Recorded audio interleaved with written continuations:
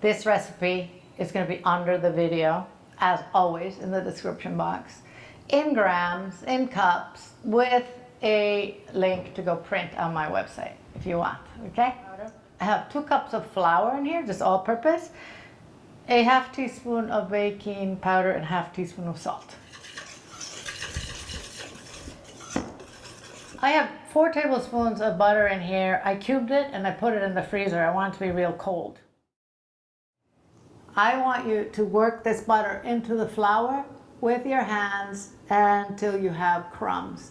If you want to do this in the food processor, that'd be great. Or if you have a pastry cutter, or even if you want to use 2 knives, whatever you want. I'm just going to use my fingers, okay? Break the butter into the flour.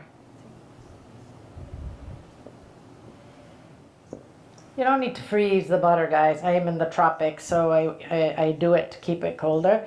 But it has to be real cold, okay? So I do want you to work fast and not overwork this. This is how you want it. I made a little well, as you can see, and I'm going to add an egg. I'm going to add half a teaspoon of white vinegar. This vinegar is going to keep this dough nice and soft and flaky. And we're going to add about a 1/3 cup of cold water. Now I'm going to mix this and form it into a dough and knead it for about 2 minutes. I don't want to overwork it.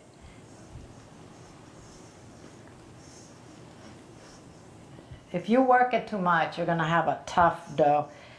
I'm going to add a tiny bit more water. Do it about a tablespoon at a time.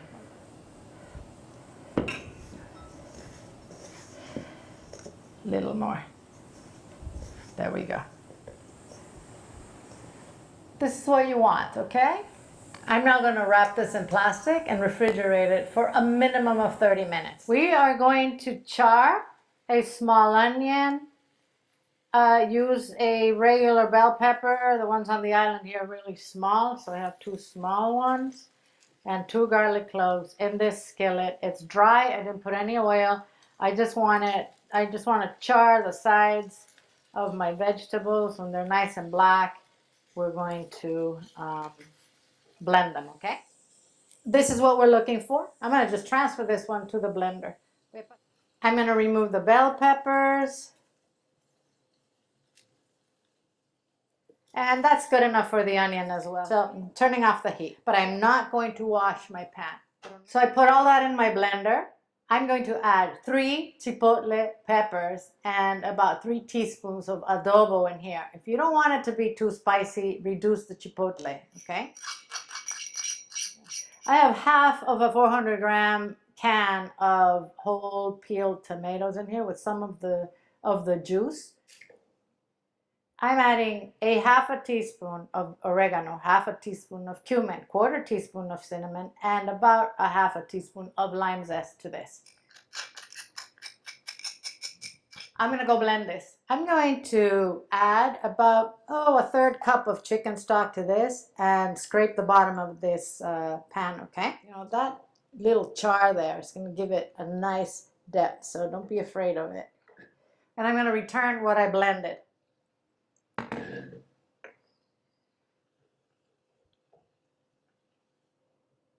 We're going to lower the heat and let this simmer. I'm going to add a little water to my blender and wash out what's in there. By little, I mean little, guys. And add a half teaspoon of salt and a 1/4 teaspoon of black pepper. I want you to taste it and adjust as, you know, as you'd like it to be. No, that's perfect for me. I have a chicken breast which I boiled and shredded. The beauty of this is you can use rotisserie chicken or leftover chicken, whatever chicken you want. I boiled the breast.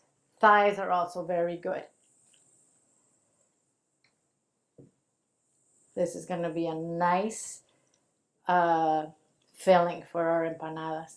I'm going to finish it off with the juice of a small lime. You can use a lemon, it's fine. Or you can use like a teaspoon of apple cider vinegar. All right, we'll mix this. We'll taste the salt one more time and we'll turn off the heat. For me, it's perfect. We'll turn off the heat and let it cool down so that we can fill our empanada. All right, guys, let's make our empanadas. I had this dough in the fridge for about 30 minutes, and I'm going to now spread it out thin. I am going to make my empanadas on the larger side today. I'm using the lid for my yogurt maker. You can make them the size you want. Okay, you need to make them tiny, like cocktail size, whatever you want. I'm just gonna make mine big. You can use a glass, a biscuit cutter, whatever you want.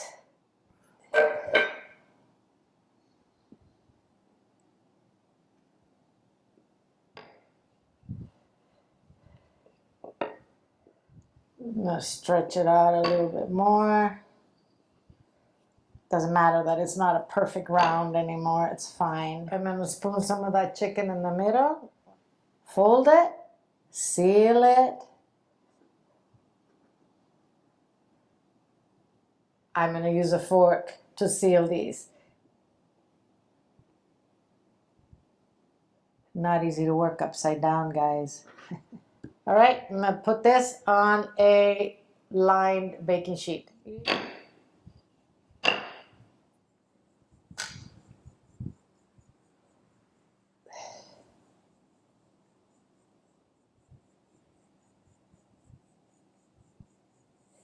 Don't worry if you have leftover chicken. It is delicious. Eat it, heat it, and eat it. Oh, goes great with rice. I got 10 of these. I can tell you from right now that I filled this one too much, and that one also. So it has gravy seeping out. That doesn't mean it's not, that doesn't mean it's going to break at the seams, but it could. It doesn't matter. We're still going to enjoy them. But try and not overfill them. And try especially not to put too much of the juice in there, okay? You can add a splash of milk to your egg. I'm just going to do egg. I'm going to put this in an oven at 375 degrees Fahrenheit. That is 180 centigrade. For about 20 to 25 minutes. All right, this wasn't as bad as I thought it was going to be. I have one that has slightly opened. The rest are great. And that juice is probably going to make the edges delicious. Now wait for these to cool down so we can taste. They're nice and flaky and delicious. Mmm.